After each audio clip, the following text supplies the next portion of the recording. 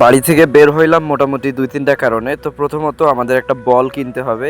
দ্বিতীয়ত আমরা বরিগঞ্জ মানে রংপুরের বিখ্যাত কালাভুনা যেখানে পাওয়া যায় বৈরাগীগঞ্জ, ওইখানে গিয়ে কালাভুনা খাবো। এবং আরেকটা কারণ হচ্ছে আমার একটা বন্ধুর একটা মাইক্রোফোন অর্ডার দিছে, তো ওইটা আমরা রায়ান্স কম্পিউটার থেকে ওটা রিসিভ করবো রংপুর থেকে।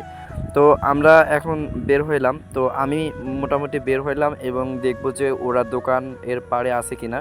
থাকলে ওদের সহ ওরা দুইজন যাবে, ফরহাদ এবং গোলাপ, ওরা সহ আমরা এখন চলে যাব আর কি।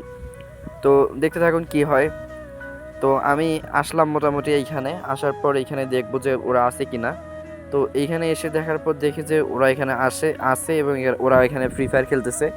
তো এইখানে আমি ওদের সহ এখানে অটোতে উঠলাম, পাশে অটো ছিল।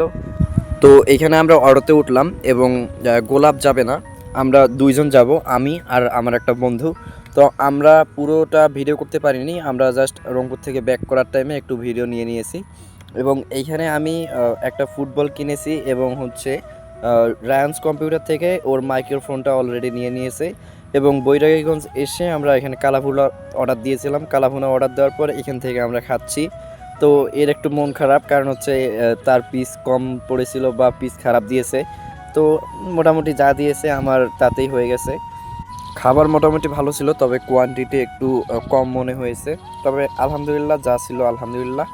তো এরপর খাওয়া শেষে একদম বাড়িতে আসলাম। তো খাওয়ার টাইমে একটু আমি ভিডিও করে নিয়েছিলাম।